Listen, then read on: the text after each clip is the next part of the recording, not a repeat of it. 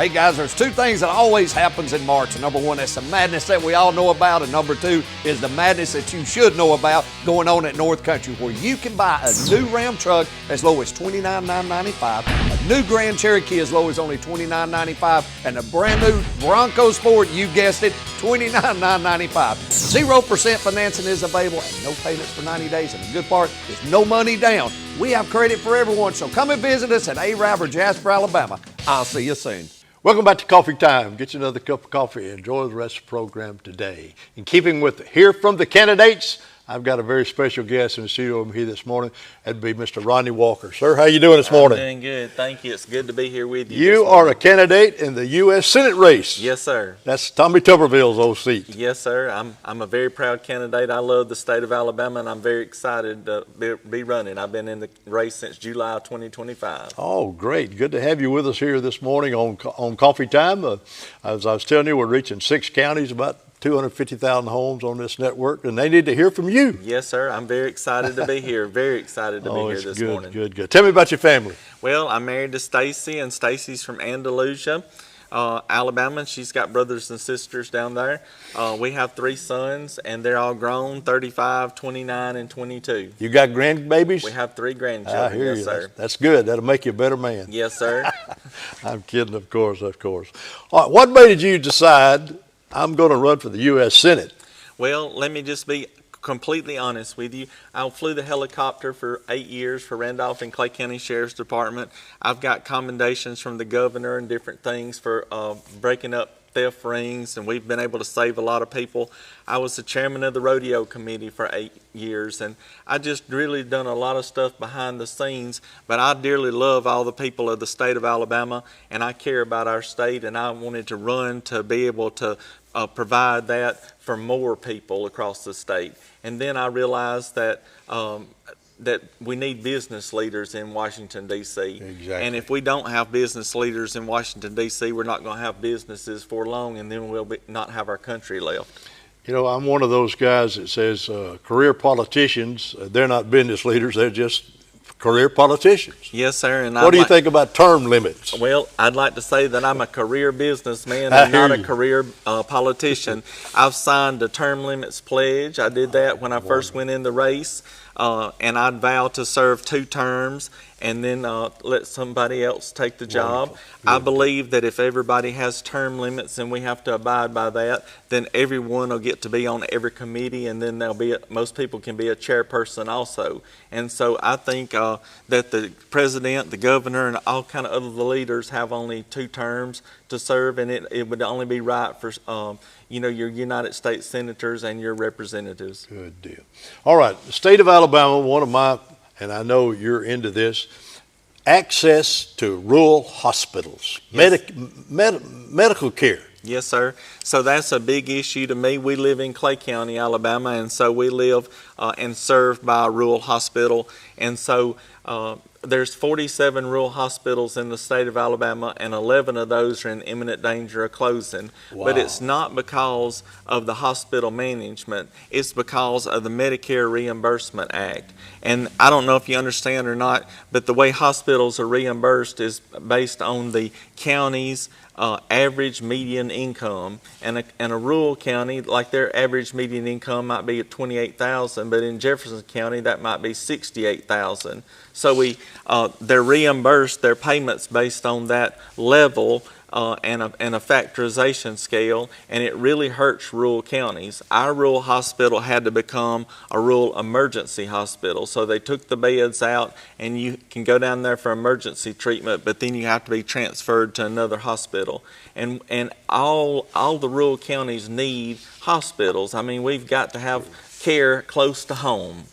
Yes, sir. Access to health care, and you're right, in the rural counties is not only state of Alabama, this is probably U.S. wide. It is, and we had a Band-Aid through the big beautiful bill, but the money was spread across 5 years, and that cuts it from 50 billion down to 10 billion. And then if you spread that across 50 states and then the hospitals in those states, it's broken way down. And then it says that it can be used for capital expenses. So really, a hospital winds up getting about $2 million, and then they have to use it for capital expenses instead of the operating expenses for the hospital.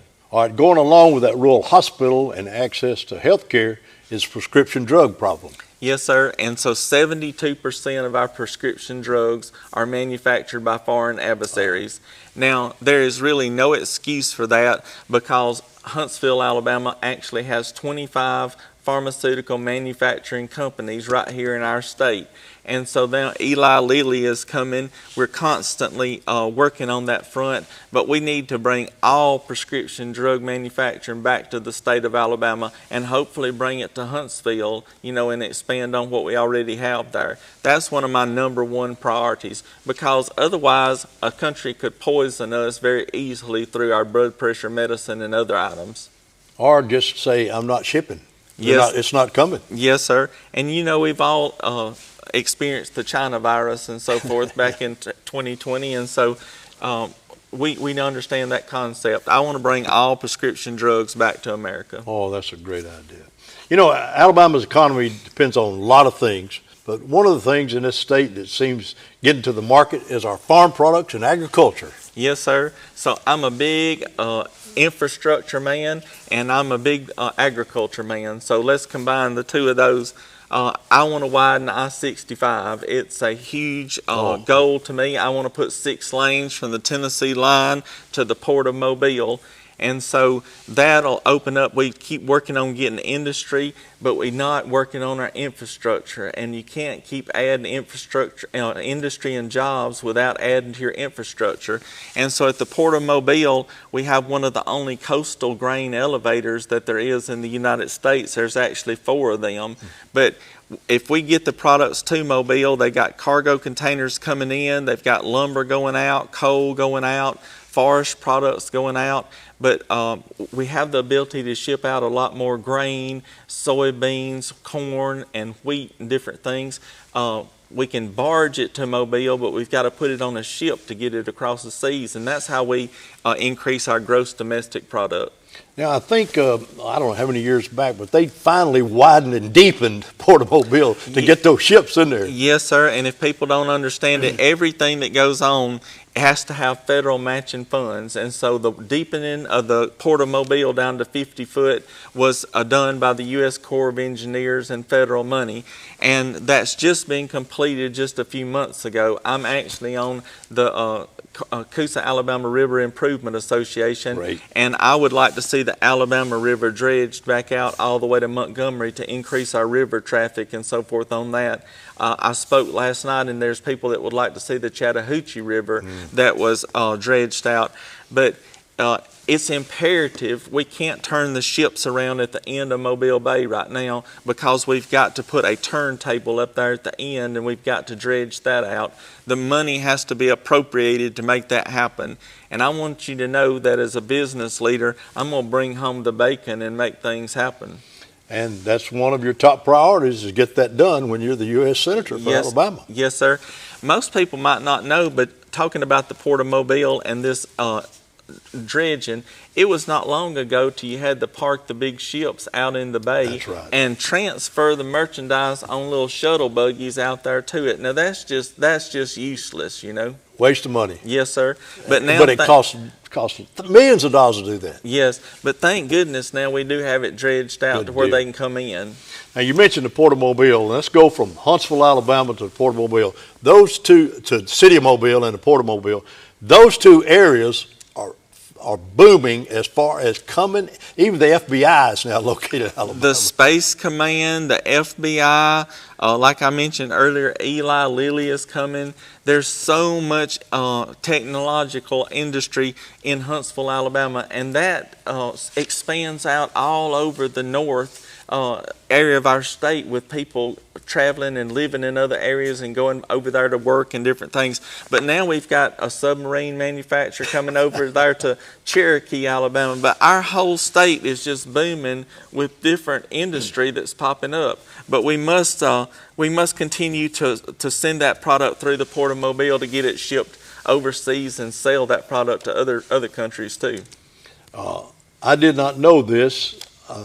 You and I were talking right before we came on the air. Foreign-owned land in Alabama. I did not realize how much. Yes, sir. So everybody can check this out, but you can go on the USDA Foreign-Owned Entity website. It is on there. You can Google that. But 2,198,000 acres of our land in the state of Alabama is owned by foreign entities. Now, that makes us number 3 in the whole United States, right, which is ridiculous. Yes, sir. But on top of that, if people take time and look where our oil and gas reserves are through the Alabama Oil and Gas website, you'll find that those foreign-owned entities are buying that land on top of our crude oil. And for the people that don't know it, we have a lot of crude oil in the state of Alabama.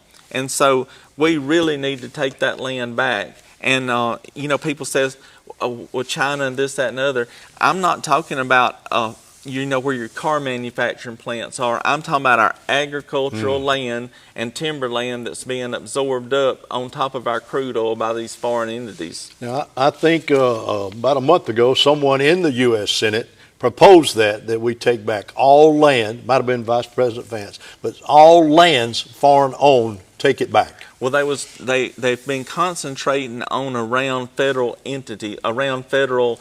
prisons and around federal job sites and things like that. And then they concentrate a lot on China, but we need to take it back all the way across the state. And Florida's already done this. You mentioned energy production, but the coal shipping is important to all of us, and you mentioned that about the rivers coming due. But agricultural role is big. What was your personal decision, campaign, believe strongly like you do? Tell me about your roots a little bit and why you believe like you do about this Senate race. Yes, sir. Well, let me. You mentioned something right before on energy and so forth, and here we are in Jasper, Alabama, in Walker County, and Warrior Met Coal has just got a new contract from the Bureau of Land Management for 45 years of coal production, and that coal is metallurgical coal that's going to go down and go shipped through the Port of Mobile and be sold to other countries, and that's going to increase our domestic gross product. That's so important for jobs here in Walker County and Tuscaloosa County, and that's so important. But you asked me then about my goal and why I wanted to run for Senate. But as you can tell, I'm very passionate about everything that I'm saying. I'm a business leader, and I want to bring that business experience to the Senate. And as you look on Fox News and different things, you see a bunch of yahoos that we don't know really how that they got in Congress or in the Senate from other states and so forth. We've got to have people go up there that understands agriculture and infrastructure and the well-being of our state, and somebody that cares about all the people in the state. And that's the reason that I'm running, is because I'm the person that does care, and I want to take that business leadership to D.C. I also want to say that President Trump's only going to be in D.C. for 2.5 more years as the president, and we've got to have people after that time that can stand on their own 2 feet and be able to take this country forward, rather than just doing something that they're told. Yes, sir. We mentioned a little bit about outside PACs. Cryptocurrency seems to be busting out all over the U.S. Yes, sir. So there's a couple of different things. I want to say this, that one of my competitors received $5 million of cryptocurrency PAC money. Now that ought to tell you that it's very imperative that those people are trying to get laws passed in D.C. and they're going through people here in Alabama. But we've got to watch that.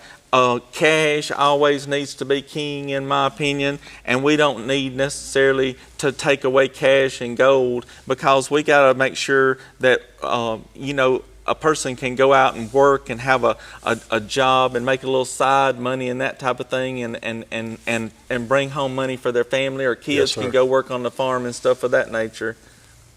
What about everybody wants to hear this question everywhere you go, the educational system, not only Alabama, but U.S.? So, first of all, let me say this, that my wife was a teacher for 22 years, and she worked in the system, and she did a great job. The kids is what's important. And I've mentioned this in another interview when I was asked directly, but I believe that we need to close the Federal Department of Education, and I believe that that money needs to go into our classrooms and go to our teachers and everything. I believe that there's money being wasted in the Federal Department of Education that could be a lot better spent, maybe giving our teachers a raise, or putting that money right out to the kids, buying things that they need in the classroom, instead of teachers having to take that money out of their own pocket. So I believe that's a huge waste, and I'm all for kids' educations. Wonderful. Special guest today is Rodney Walker, running for the U.S. Senate, state of Alabama. And I'm going to ask you, sir, to look right in that camera and talk to these folks and ask them to vote for you. Everyone, I'm very pleased to be here today in Jasper, Alabama, and I want you just to know that I am the career businessman that's running for United States Senator, and I want to sincerely ask you for your vote and support in the upcoming Republican primary on May 19th. I cannot do this alone, and I must have your help, and I vow to be with you down the road. And thank you for having me here today. Mr. Walker, appreciate you coming in today. Great interview. Thank you. Thank you, sir, for being with us. We're going to take a break. Don't leave us. We'll be right back with more Coffee Time.